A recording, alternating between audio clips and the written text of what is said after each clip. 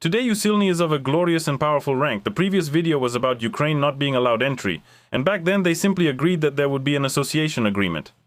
And now there is also a fierce resistance from Hungary, and here is what they are telling us. Budapest is once again insisting on a slower process of European Union expansion and is blocking the wording about speeding up negotiations with Ukraine. Hungary managed to make changes to the final declaration of the European Union summit, removing from the document the wording about Ukraine's accelerated accession to the very same European Union. This was announced by Hungarian Prime Minister Péter Magyar on X.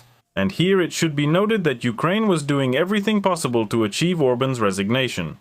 Ultimately, for Ukraine, it was just trading one problem for another. Because Magyar or Magyar, I'm not sure where the stress goes, let me know in the comments, holds roughly the same positions on foreign policy issues. And the foreign policy issues directly concern Ukraine, which Magyar does not want to grant the status of a European Union country. Poland spent 7 years joining the European Union, complying with a whole bunch of laws. And now the countries of the European Union are outraged, saying how come we were in a much better position here, both financially, economically, and militarily. And Ukraine, which basically doesn't have its own money right now, suddenly wants to join. As for the process of Ukraine joining the EU, at my initiative, says Magyar, the clause about accelerating accession was removed from the text at the last moment. It wasn't easy. He also emphasized that after the changes were made, all EU member states could support the declaration, which, according to him, doesn't happen often. And Budapest continues to express dissatisfaction regarding the opening of new negotiation clusters within the EU accession process. There are as many as 8 of them, and not even the first one has been opened yet. So when Ukraine actually joins the EU and why it needs it in the first place is still unclear. But there is an interesting video that I will show you about how Ukrainians are sometimes dissatisfied with this or that in the European Union. But here I came across a wonderful video from TikTok that just cuts all of this off at the root.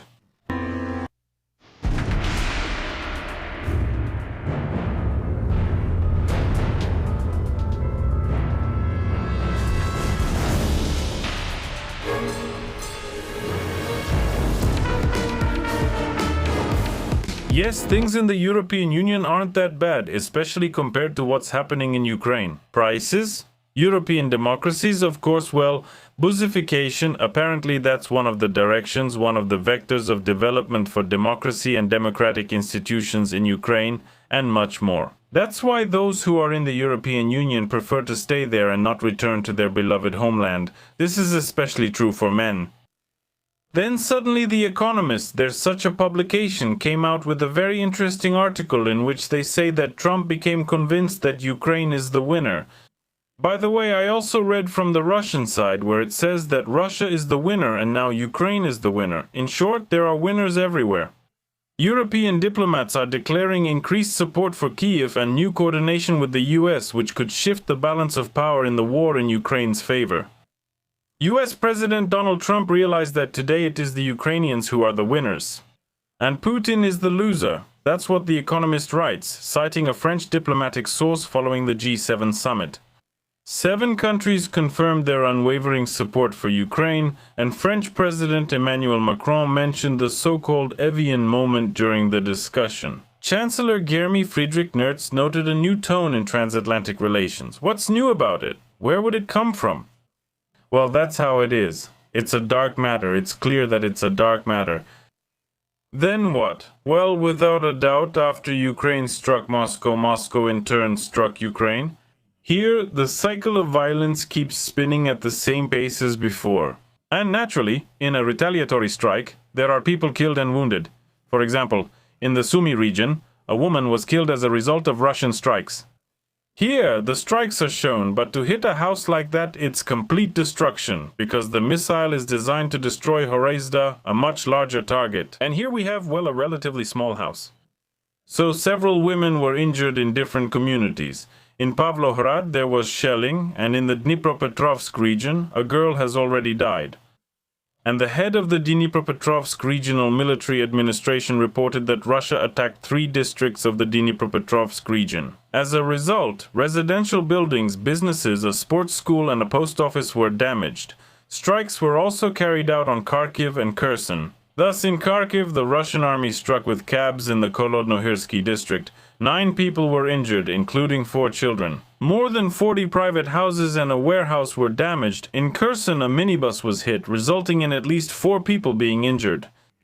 Strategic bombers were also taking off from there. So for the next few days, we're being told that there may be strikes, not with strategic weapons, of course, but with ballistic missiles that can fly far and hit very hard. That's why they're advising us to follow, or rather to listen to the air raid signals. Be careful, take care of yourselves, and we're moving on. Even though it seems like everyone here is talking about wanting to end the war, it turns out that some countries don't support ending the war. You'll be surprised, just like I was. Or maybe you won't be, actually. At the meeting of European Union representatives in Brussels, most countries expressed support for starting negotiations with Russia on a ceasefire. But France and Germany were against it, meaning those very closest allies of Zelensky who shared a cup, a spoon, a fork, and a napkin with him in the train compartment. As far as I remember, it was in one of the videos. And now it turns out that the United Kingdom, France, and Germany believe that the time for dialogue has not yet come. Denmark, the Netherlands, and of course Estonia have also joined them. It's surprising that not all of the Baltic states, just Estonia alone. The discussion revealed other disagreements. Some countries expressed doubt as to why the European Council is acting on behalf of the entire Union on this issue. And representatives from Italy and Poland pointed out their absence from the preliminary negotiations with Zelensky, as well as their limited role in managing the crisis. The Italian Prime Minister Meloni even stated that Trump was wrong, and Trump started criticizing Meloni. She said that none of this was true, that it was all slander. Well, in short, the crayfish, the swan, and the pike are just nervously smoking somewhere in the corner, watching the coordinated work of European democratic institutions. It's just, well, some kind of mess. Or maybe it's a fair. That's one way you could describe things like this, gatherings like this among people. But there's not even a hint of peaceful agreements there. At the same time, Ukraine and the US are suddenly discussing a ceasefire at the front and a future agreement. Why they're not discussing this with Russia is already a rhetorical question. But nevertheless, during the current war, informal negotiations between the US and Russia have resumed.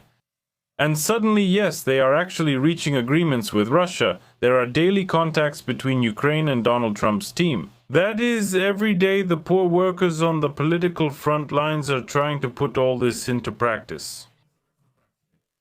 One of the most discussed ideas is a 2-stage ceasefire, first with a restriction on hostilities within 50 to 70 kilometers on both sides of the front line, and then the conclusion of a broader agreement. Zelensky, upon hearing this suddenly, immediately began to threaten Lukashenko, apparently to open another front.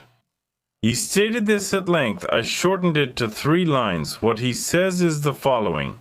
Lukashenko has 1 week to move the equipment from the Ukrainian border that's targeting Ukrainians, or we will do it ourselves. Well, in short, Zelensky has really gotten quite belligerent, and you can only imagine what will happen if Ukrainian forces strike Belarus. And the Russians, who basically are not taking part in anything right now. And Belarus already has that very same tactical, I think, nuclear weaponry that Russia brought in. Zelensky really needs an escalation right now in order to keep this going. Well, and you see, they still want to keep it all going. Germany, France, the Netherlands, beautiful Denmark, Estonia, and some other representatives of Borrell's blooming garden. An official in Zelensky's administration said that Russia is unlikely to take any steps until October, when it will probably want to help Trump in the elections. It is more likely that the Russians will stall until next spring, counting on the fact that a destructive winter campaign using missiles and drones against Ukraine's energy infrastructure will force it to make concessions, the publication predicts. The Economist writes that it would be unreasonable to expect Vladimir Putin to give up the war against Ukraine, or to assume that they will take advantage of any new opportunities to continue the war. Honestly, I don't understand. Actually, yes, Russia isn't stopping the war, but Ukraine isn't stopping it either. Well, they just said that Zelensky is literally threatening Lukashenko. No one has analyzed this. So, about the weapons on the border, whether they're there or not, even ordinary people like us, We just don't know. But they're telling us, yes, there's a bunch of weapons gathered there, a lot of soldiers, and let's bomb them all now, just like Zelensky said. And the planes are flying, we're going to bomb. And now there are direct threats already. Lukashenko, who just before was even apologizing to Zelensky, saying if he was rude somewhere, then forgive me, but let's end this war already. And then suddenly Zelensky says, no, we've still got plenty of fight left in us and we're about to strike.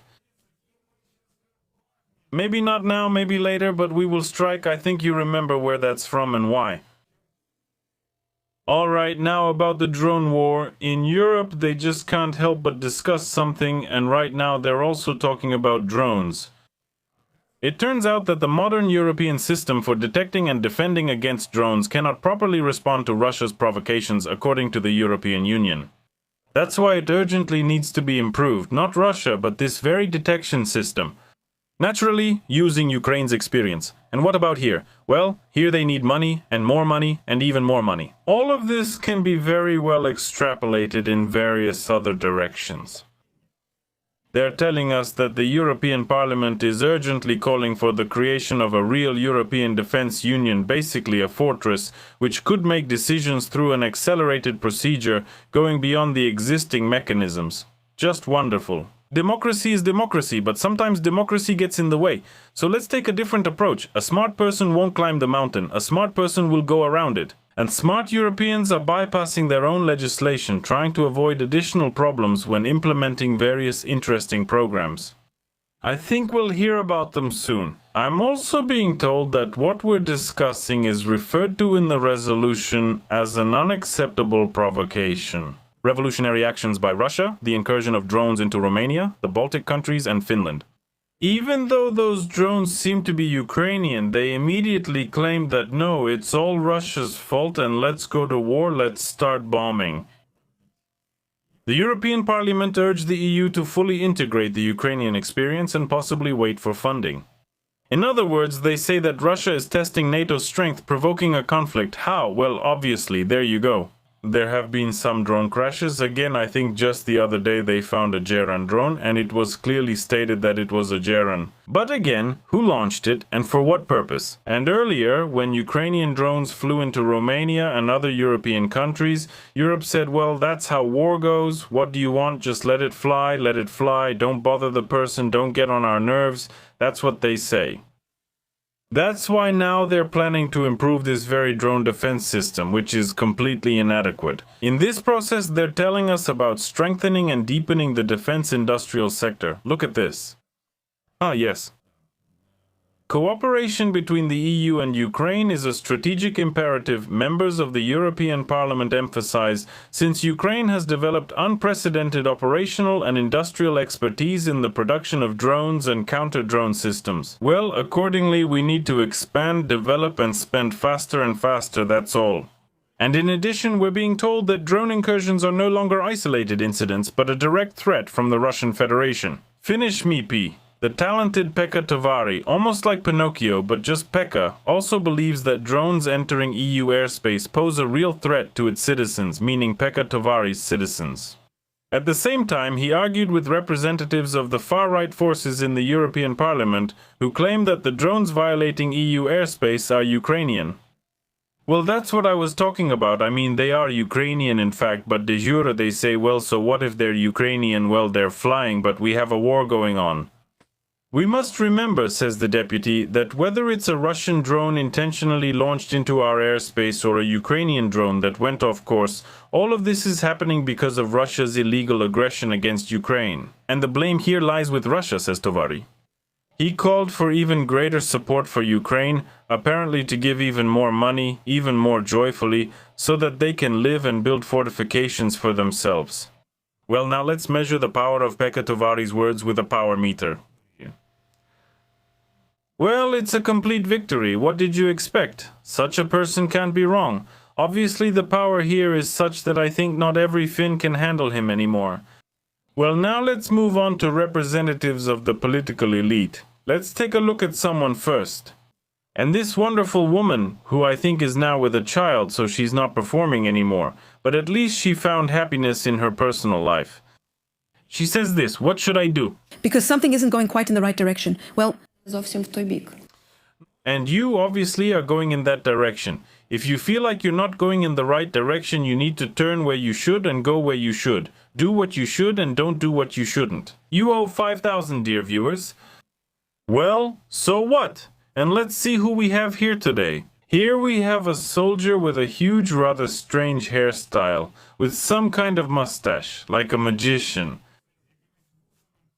Just a joke, sorry, I don't know if you're expecting cheeky jokes from me or not, but there's a saying like, oh, those mustaches are like a ticket into someone's panties.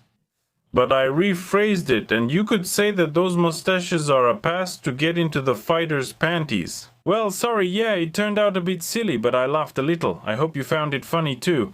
And if you didn't, write in the comments that the author isn't funny. But the hairstyle is cool, so I'm from Moscow Action. Aha, already a new son it seems. If you need to stash something, especially Moscow whiskey, I'll stash it but get offended. She saw his mustache and was already like, how can I get this strong guy's phone number? Behind him, as usual, is that same net. Well, I suggest, why don't we hang up a net too, because we shouldn't let good things go to waste. Okay, my beard started blending with the net. What's going on? That never happened before. Alright, we'll fix this bug. Obviously it's the enemy's doing. It's not my fault, it's someone over there somewhere. Well, just not me, of course. So let's go ahead and keep watching to see what's happening. This is about being independent. You have to think for yourself. Make your own choices. Open up a position for yourself. Yeah, once again we hear that you have to join the army, that in the army you can do whatever you want. If you want, build Lego. If you want, play the guitar. Well, if you want, bake chebureks, make your fellow soldiers happy. But who will fight then? They don't answer that. Well, obviously someone will. Someone, and those who go won't be, will be, probably. We also need to cook and sterilize the food ourselves. Well, as for the cook, yes, of course, we need cooks in the army, that's obvious. Assault troops are absolutely not needed. Why would we need assault troops in the army? What are you talking about? No. The army mainly consists of accountants, cooks, manicure salon enthusiasts, and obviously barbershop workers who provide services that seem to have nothing to do with the army. Well, according to the orders. Yes, the orders. And then the so-called kubakas are delivered out to the positions. Delicious borscht, good lazy dumplings. Oh, I was just joking here about fighting dumplings or borscht, and here's a guy with these impressive mustaches actually saying it. I think I need to find those power glasses because somehow everything that happened is just not in the right beat. But obviously there are more active fighters against dumplings and borscht than he is himself. Well, it sounds interesting on the screen that you're not fighting there, but you come in and there are dumplings and borscht for you. Here you go, eat, citizen, then. Because you need all that too, since you can't fight well on an empty stomach. And besides that, we're also looking for graphic designers, editors, cameramen, journalists, photographers. That's what is also needed in the military. Well, says the guy who I think is sitting somewhere near Kiev and looking for illustrators. By the way, I've read military books from the time of the Great Patriotic War, American ones too, and many soldiers or officers say that on the contrary, you should go into battle hungry. Why is that? Because if a bullet hits a full stomach, your chances of recovery and even survival drop immediately. All of that spills into the abdominal cavity. No one is going to clean all that out in the middle of a battle. But if you go hungry, your chances are higher because there's less stuff in your stomach. Of course, it's not a sterile environment either, but still. So, as far as I know, even I, a person who just read some military books, know about this. Maybe it's not true, so if someone is really a specialist, let me know. But here, we're told that you should go into battle with your stomach full, specifically with borscht and dumplings. Well, does the person telling us this have any combat experience? Honestly, I doubt it, but anything is possible. I could be wrong too, of course. That's how it is. Then we have another one, another military guy.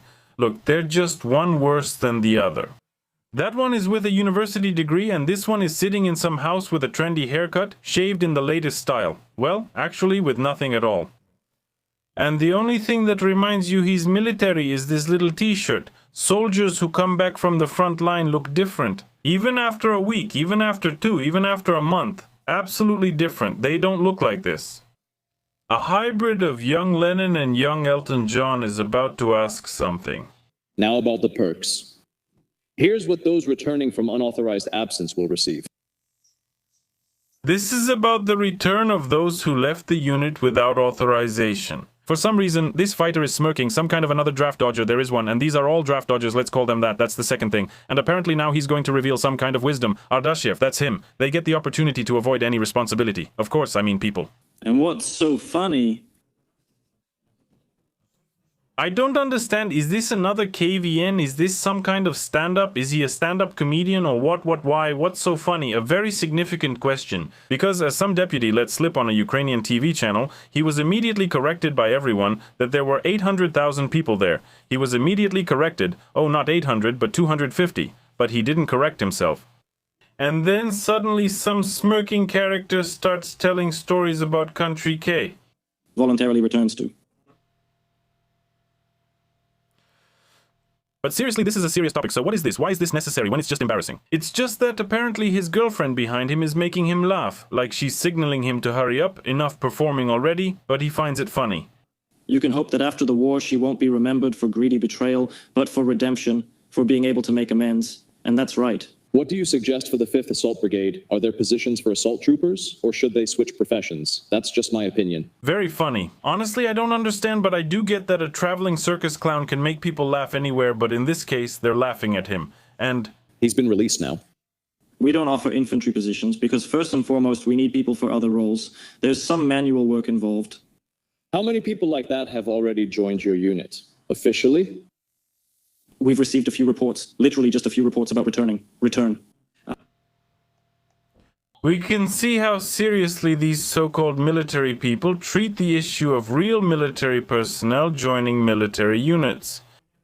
He finds it funny laughing as he talks, and you can't tell if someone behind him is making him laugh. Alien is just saying nonsense and lies which he finds amusing. He's imagining something there, I don't know, telling such lies that he just finds it funny. He imagines himself, I don't know, as some kind of fighter, training camps where people get beaten, and picturing a training. They understand that he's just telling blatant lies. Maybe I just don't see another option. Either something is making him laugh, or he's just spouting complete nonsense, and I don't see a third option. What third option do you suggest? So that's how things are. Well, so what's the conclusion? Again, somewhere out there, everyone on the internet is pulling the blanket to their own side, and that blanket is slowly tearing apart. Well, that's it for now. Goodbye, everyone. I don't know what that is at all. A serviceman and only an assault trooper. There are civilians who talk among themselves, spreading some rumors, and everyone is making something up about offensive actions, that is. In assault operations, survival odds are better than on defense. So, your situation isn't like civilians described. Those stories about assaults being meat grinders where you'll die. In reality, we have plenty of evidence.